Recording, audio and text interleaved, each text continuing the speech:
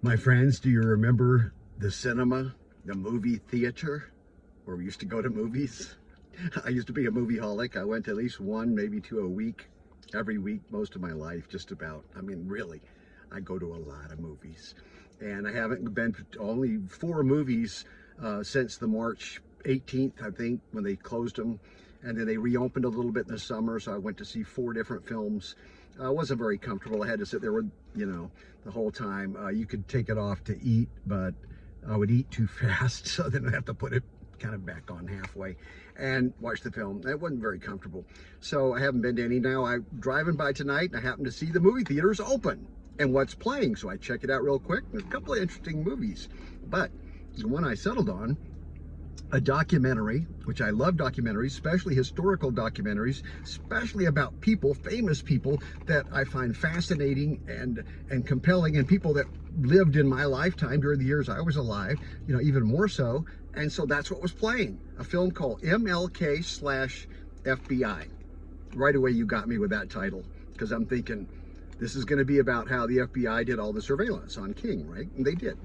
So I get the ticket and I go in, and there's three other people in the theater, all kinds of places blocked off. You can't sit.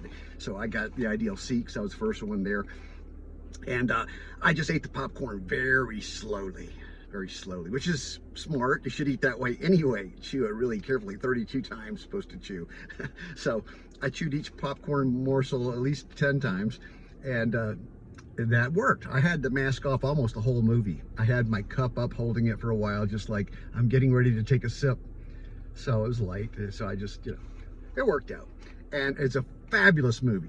Just heartbreaking, of course, because you know how it ends badly for Dr. King. And ultimately, in perspective now, we see the players differently. I do, certainly. We were conditioned and programmed all those years to, certainly through the media, and the way it portrayed Dr. King as sort of a man to be suspicious of, the man who could be creating danger, contributing to who knows what, communism, all these links that supposedly were, stones that were thrown at him and aspersions made. This largely from the FBI and J. Edgar Hoover, of course. And then we saw J. Edgar Hoover back then as the approved guy, the FBI.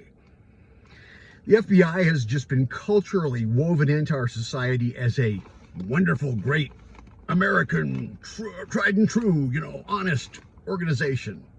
Well, let me tell you, folks, there's parallels with these kinds of government institutions. I went to West Point, almost 4 full years. And that's right in there with the FBI as this elite of what it is. For FBI, it's law enforcement and subversives and that sort of thing. West Point is where this training ground and educational system for officers in the military, supposed to be the best ones that will eventually become your generals and your leaders, maybe your presidents. So they both have a lot in common. And believe me, West Point, I could tell you story after story after story about the hollowness of that institution, the phoniness of it, and how so much of it is just propped up hoo-ha. It's just propaganda.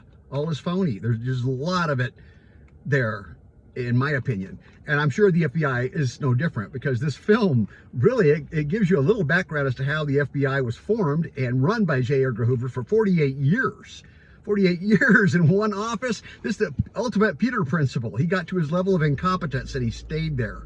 Really gummed things up for a lot of people. And he had dirt on everybody. He had it on the Kennedys. He had it on, different entertainers, Marilyn Monroe, everybody. And Dr. King was another one. They were doing surveillance. So this film is fascinating. It's scintillating. You really have to see it to have a perspective of our history today, what's going on today with our First Amendment rights being crushed. This is what Dr. King was mostly concerned about, was the fact that in his protest movement over 13 years that he spearheaded just transformed the race relations in this country to a large degree and helped bring about significant change, not only in the United States, but in the world. We saw it spread to other countries then. And it was just a beautiful, beautiful time to see this. But of course, now we can see it with a different perspective than we did back then. And there's a lot in the film about Dr. King's sex life. The fact that under surveillance, they recorded a lot of activities.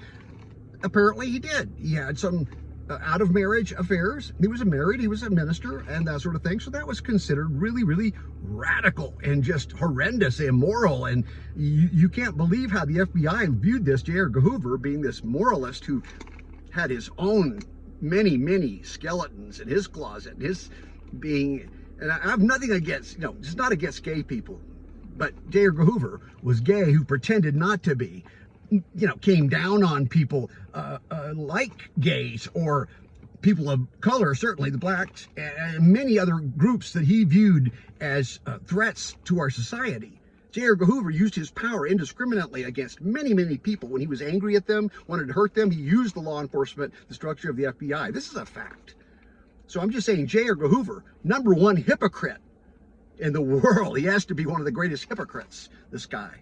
But the film is not really about demonizing Hoover, nor is it about trying to whitewash, so to speak, no pun intended, Dr. King's legacy.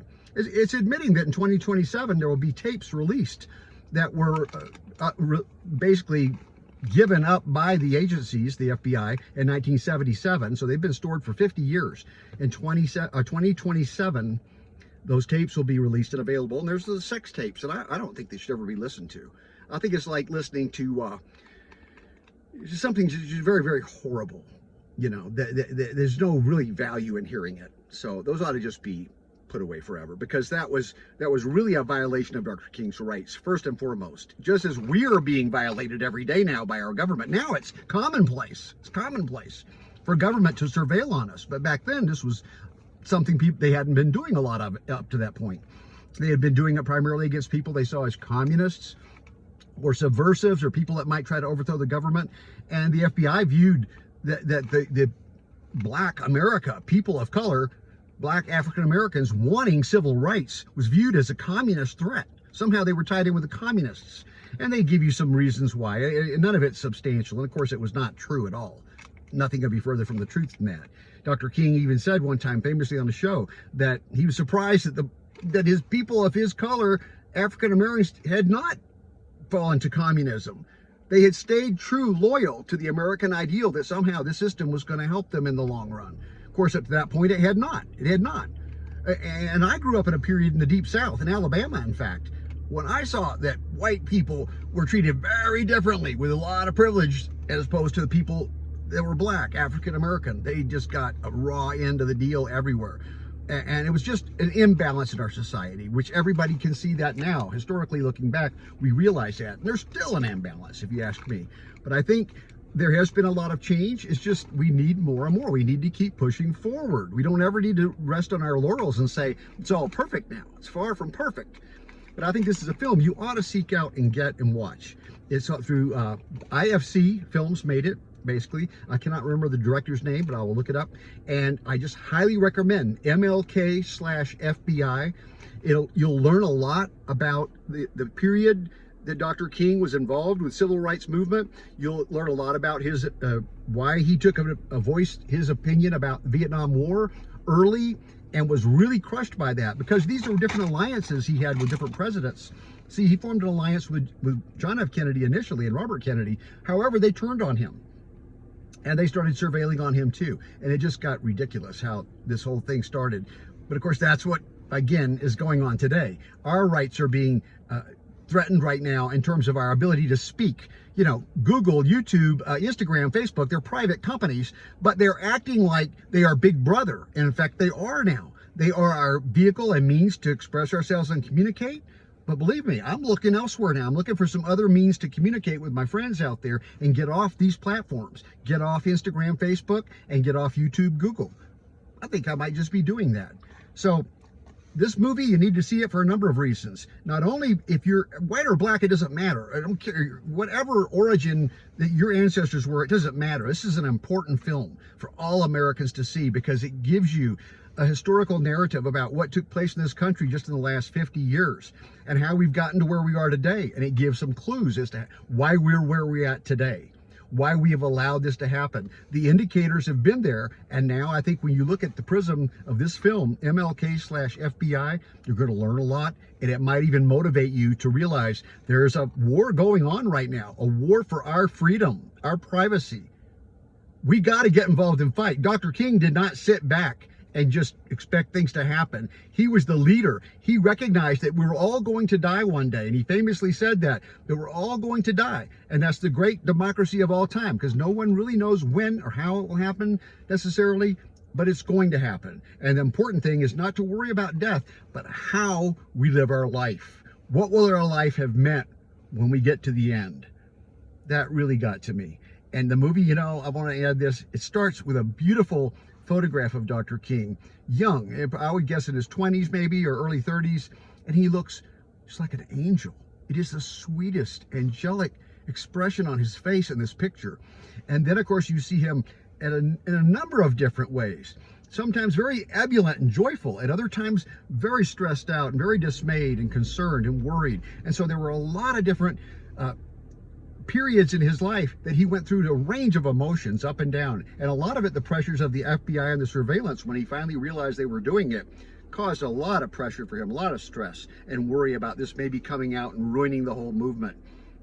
Dr. King was a man of conscience, of moral character. He did openly come out against the Vietnam War during a period when it was very unpopular. But people finally, you know, by the 70s then, you know, almost everybody that had much of a brain realized the Vietnam War was wrong. It was just the worst thing possible that this country could have gotten involved with. And in fact, the money that was poured into that war effort that became just worthless in the end, it accomplished nothing except to kill millions and millions of people. It also took away from the movement of what could have been happening in this country to restore balance for the people that were trying to lift their standard of living where they had been suppressed and oppressed for hundreds of years. You know, just because slavery was ended in the mid-1860s, believe me, people of color, black people, African Americans in particular, were treated just like the lowest rung of society and were not, it was just unfair and unjust. And I know that now, and it was a child, I kind of saw it and was taught this is the way it's supposed to be. I was taught that by my institutions, my teachers, my friends, my parents, my church. They taught me this is the way it's supposed to be. So we thought the FBI was right. The FBI is great. Martin Luther King's a bad guy. That's what I heard every night from my parents. Now I know better. We flipped everything. You know, everything basically that I was taught growing up, it's the opposite. It's wrong. And that's also true of your nightly news. If you watch nightly TV news, I guarantee you, just take a news story, focus it the opposite way. That'll get you closer to the truth of the matter. So see this film, MLK FBI.